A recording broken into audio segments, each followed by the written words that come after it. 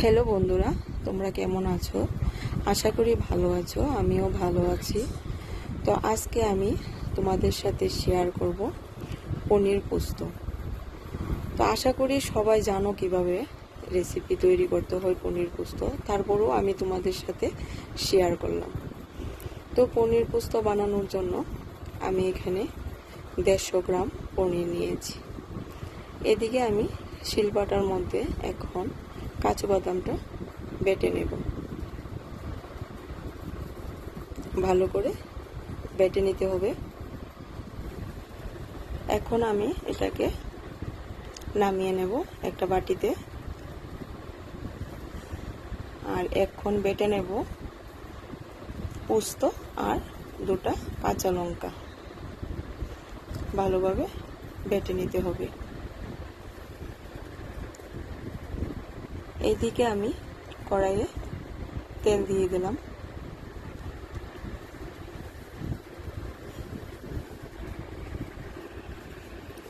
এখন আমি পনিরগুলি দিয়ে দেব।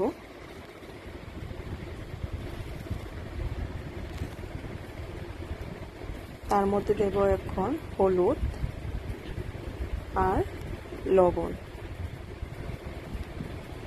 দিয়ে ভালো করে ভেজে নেব।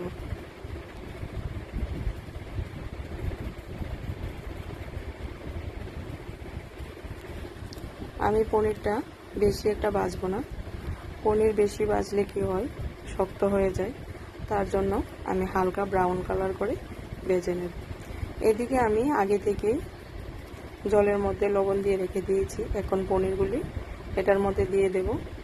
এতে কি হয়, পনিরগুলো ভালো থাকে।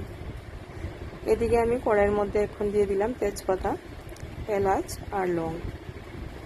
এগুলিকে একটু ভালো করে ভেজে নেব।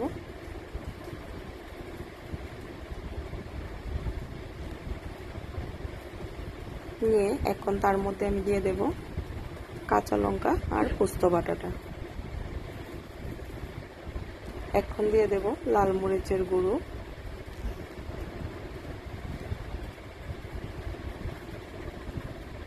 ধনে গুঁড়ো,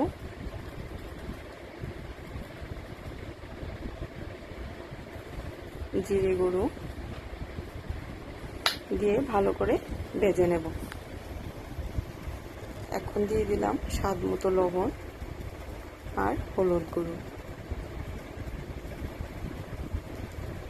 তো ভালো করে ভেজে নিতে হবে।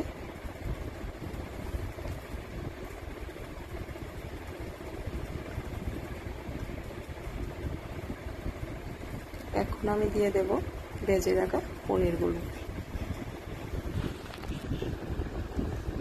দিয়ে একটু ভেজে নেব মশলার সাথে পনিরগুলোকে।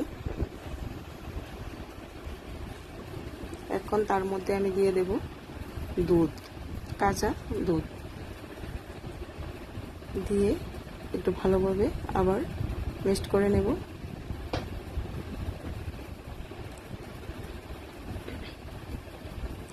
এখন আমি তার মধ্যে দেব কাজু বাদাম বাটাটা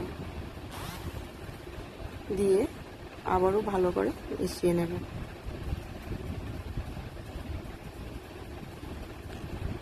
এখন ঢাকা দিয়ে দেব 5 মিনিটের জন্য।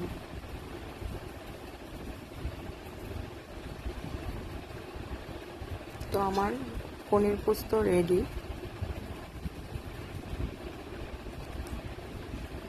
এখন আমি তার মধ্যে দিয়ে দেব কিশমিশ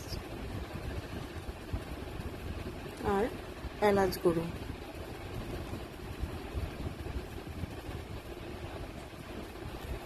আর এখন দিয়ে দেব একটু ঘি, দিয়ে আবারও একটু ভালোভাবে মিশিয়ে নেব। নিয়ে এখন আমি এটাকে নামিয়ে নেব। তো আমার এই রেসিপিটা তোমাদের কেমন লেগেছে অবশ্যই আমাকে জানাবে। আশা করি ভালো লাগবে। তো তোমরা এটা বাড়িতে ট্রাই করবে।